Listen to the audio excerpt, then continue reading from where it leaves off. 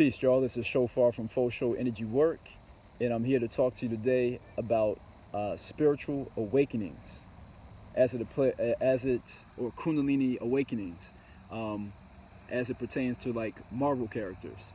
And so, because one of the things I want to do is like take a look at popular culture and how how we as human beings are putting out certain concepts about Kundalini or spiritual awakenings. And look at it in popular culture, how it's happening and everything, but we may not look at it that way. Like we call them superpowers or mutants and everything, but if we put another lens on it, we can see that in popular culture, through comics and other, shows and stuff like that, there's a big theme of human beings awakening superpowers. So I just wanted to talk on a few of them. One that jumps out at right off the bat is Spider-Man. You know, Spider-Man got bit by a radioactive Ra. Notice the word Ra in radioactive, Ra, the sun, radioactive spider. And that spider caused him to come into certain powers, have spidey sense, basically, and certain abilities. You look at someone like Doctor Strange. Doctor Strange was a very arrogant, egotistical doctor, surgeon, who got into a car accident and lost his ability to be a surgeon because his hands were shaking. And he went to, I think, Tibet or India, met someone called the Great One, and she showed him how to tap into his, spiritual or magic like abilities. And so that was his awakening, his way of coming into his being or his powers. And then let's take a look at someone like, say, Incredible Hulk. Incredible Hulk, it was gamma rays, being hit by gamma rays. Again, which, to my knowledge, I believe stars like our very own sun gives off. And let's take another look at someone like from the DC universe, which I don't really like to go there, but more like Marvel myself, but a Marvel comic book nerd or head or whatever.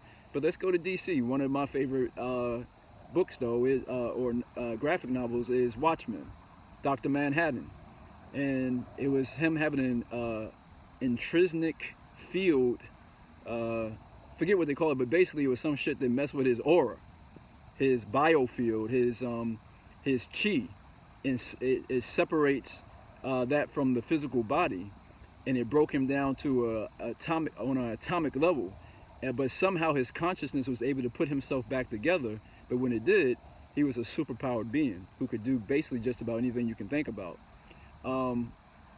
So Dr. Manhattan had his awakening through an accident that was actually tied into time, because he had went back into the intrinsic field generator to get a watch, and that's what the door locked and everything. So there was also this connection with the thing about time.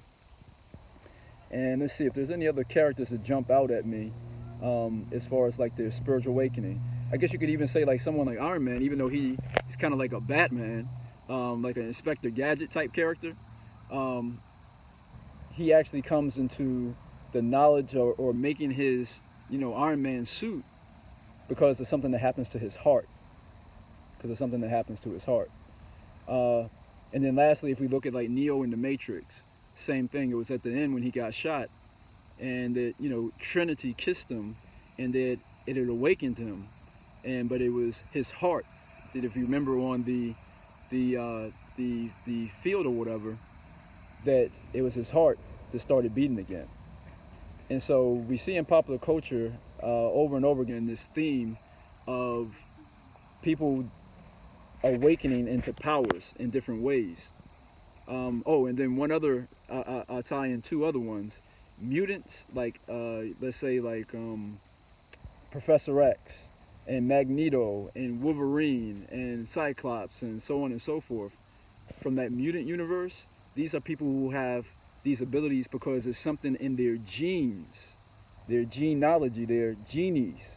The word genes, genealogy. Ra and Ephraim was the first to point that out that I saw, that, you know, the connection between genes and genies.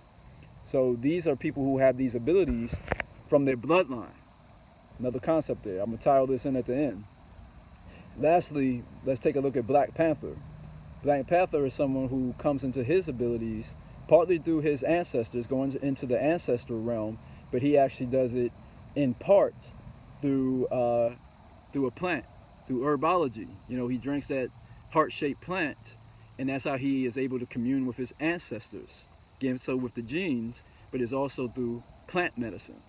So we see these different themes of plant medicine and getting bit by a spider and gamma rays and radioactiveness, ancestors, genealogy. Here's the thing, y'all. There's different paths, different ways. Any of us can have a kundalini or spiritual awakening based on any of these paths or something else different. You know, Dr. Strange, like I said, it was because of an accident. Some of us get into accidents, or we experience loss. We experience the loss of a loved one, or of a job, or. There's all these different paths back to God or back to source that can cause us to have a kundalini or spiritual awakening. So I just wanted to point that out because it's being used in popular culture, but many of us don't look at it that way. We just call it superpowers and heroes and sheroes and heroines and everything. But this is really on a superconscious, or what we currently call a subconscious, but a superconscious level. This is our way of helping ourselves to wake up, and we know who we are at a deep level. We know that we have abilities and things, and so we're coming into the remembrance of these things, and so we're seeing it reflected first in our art, aka our heart, because the word heart has the word art in it. Okay, y'all, so this is Shofar again, you know, shining off from Planet Heart. And, you know, let me know what you think about that as far as spiritual and kundalini awakenings. What other ones do you think of, or can you think of, or other ways or whatever? And let me know what you think in the comments. If you like it, please like, subscribe, comment, you know, share. And again, I'm Shofar from Faux Show Energy Work. I do, you know, have coaching for couples and singles, men and women. I do energy work with my lady for couples and singles. I have a book, Soul, Sacred Orgasmic Living. And I do a series of workshops. One is Hip Hop Kundalini. I do that with 3 other amazing facilitators. Intimate Relating. And then one, KISS, Keep It Simply Sensual. Appreciate y'all again. Keep shining, keep climbing, y'all. Peace.